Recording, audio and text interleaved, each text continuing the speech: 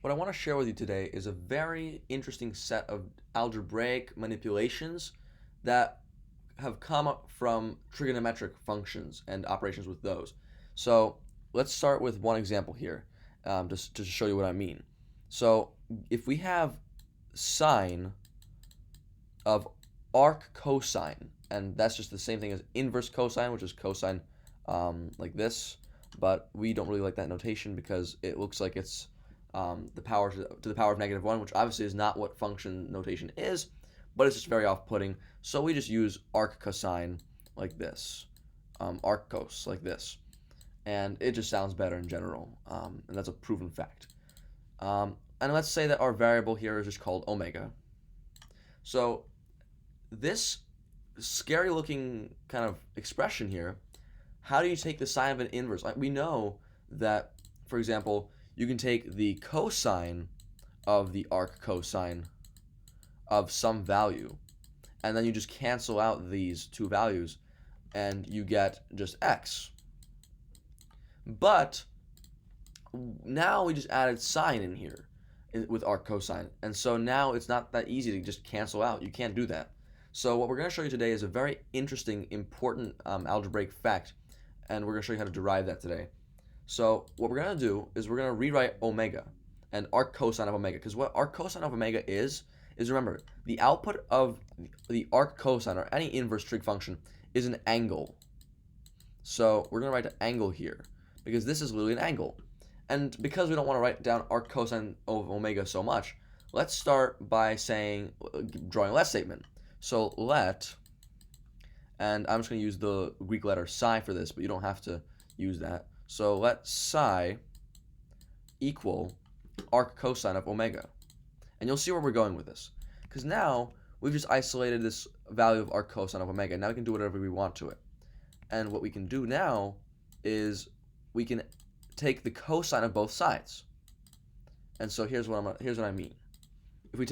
If we let psi equal arc cosine of omega, then the cosine of psi of our angle should necessarily be equal to the cosine of the arc cosine of omega.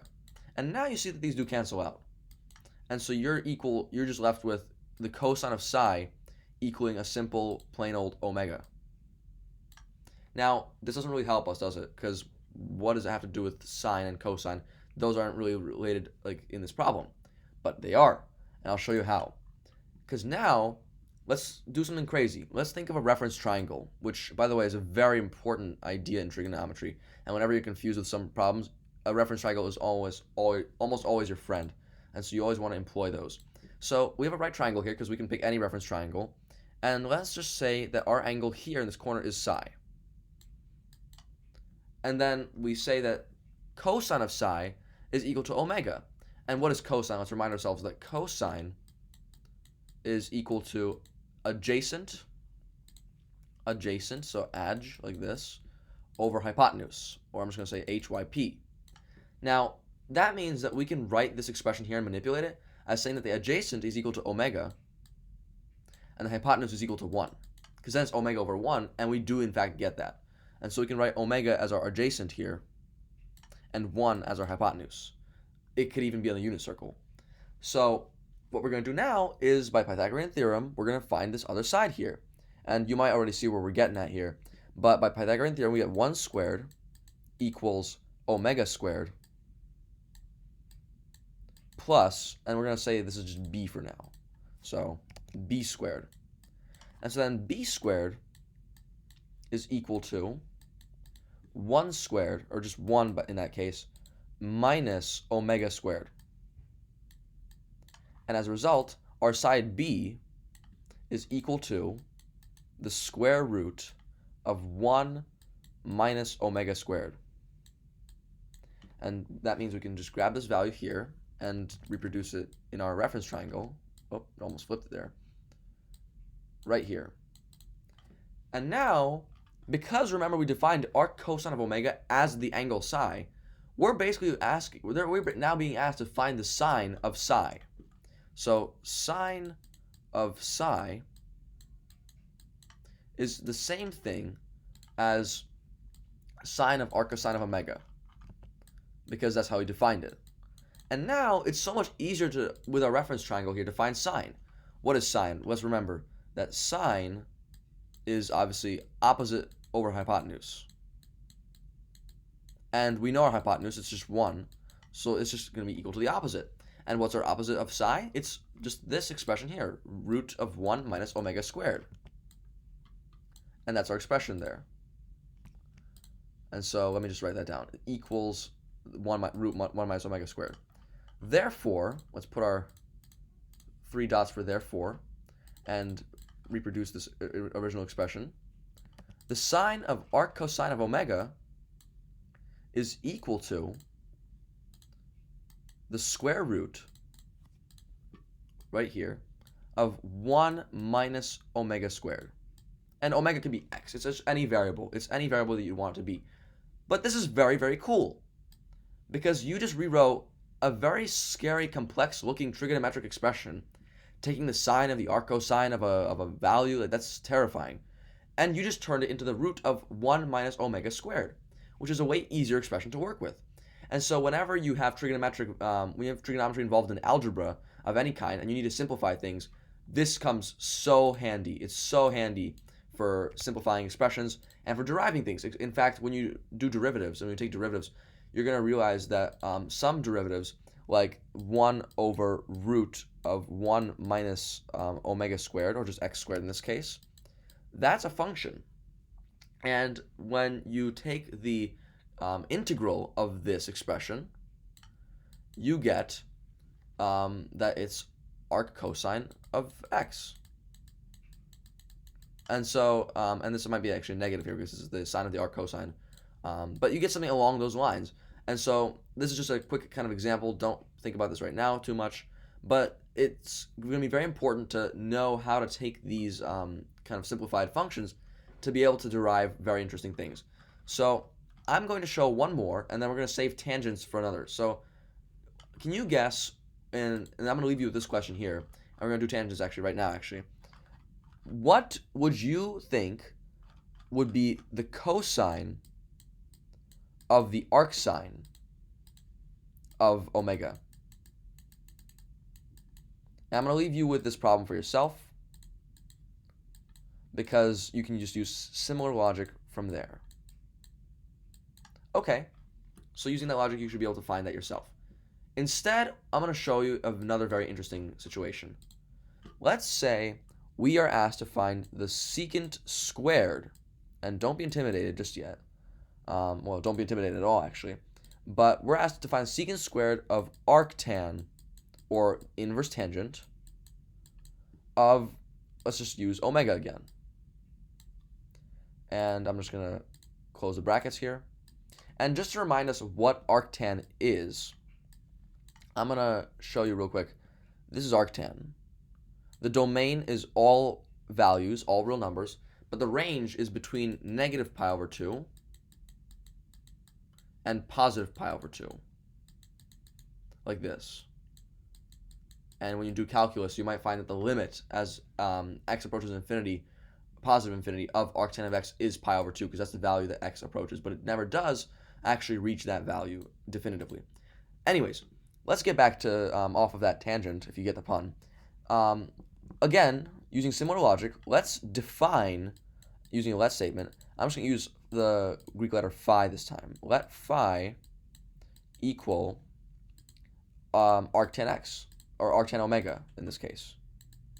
And we can do that, again, because remember, by definition, arctan is a function that takes a ratio of certain side lengths and certain values and outputs an angle. And so we can define phi as an angle. And so once again, you might realize that we can just take the tangent of both sides now to get some interesting, very interesting properties. So tan of phi is equal to the tangent of the arctangent of omega. And those obviously cancel out. And so you're left with the tan of phi being equal to simply omega. And now, once again, we're going to use a friendly reference triangle. And remember, reference triangles are your friends. So here's a reference triangle we're going to use with the right angle. And once again, we're just going to put phi in the corner right here. And now let's remind ourselves what tangent does. Of course, by our rudimentary definitions of SOHCAHTOA, tan of theta is equal to opposite over adjacent. But since our tan of phi, in this case, is only equal to omega, we can just say that our adjacent value is 1, and our opposite is equal to omega. And so you might be able to finish this up yourself, so if you think you know, you can pause the video.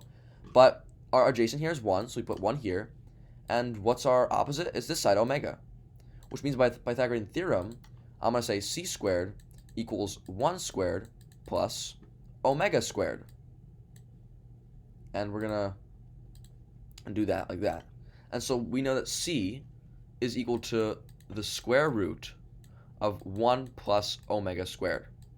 Now, you might have thought, oh, that's this very similar expression to this expression here. We're done. Not so fast, because remember, we're being asked to find the squared secant. And so we're going to find out what that even means. Because remember, secant is the same thing as 1 over cosine. And we're going to find out what we're actually being asked. So let's write it down then.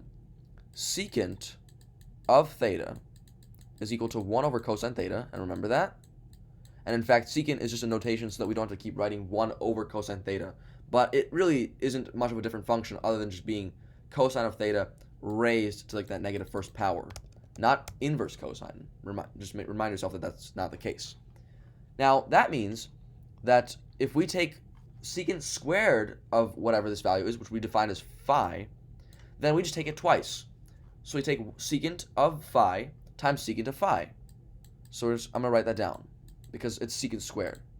And if you expand it like this, it might be more helpful for you in terms of thinking. Secant squared of phi, or secant squared of phi is equal to secant of phi times another secant of phi.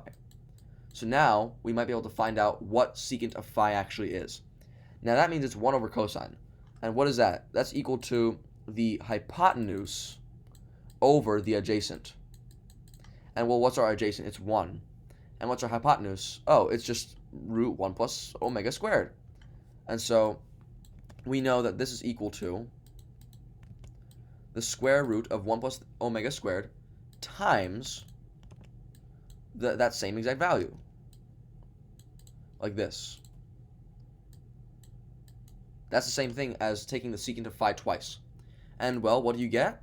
You ultimately get, in the end, you just take the roots out, because this is the same thing squared, so you take these roots away, and you're left with, ultimately, this beautiful expression of 1 plus omega squared. So we can put down our therefores here. Therefore, and we're going to reproduce the expression, of course, like we did, that the secant squared of arctan of omega is going to be equal to 1 plus omega squared.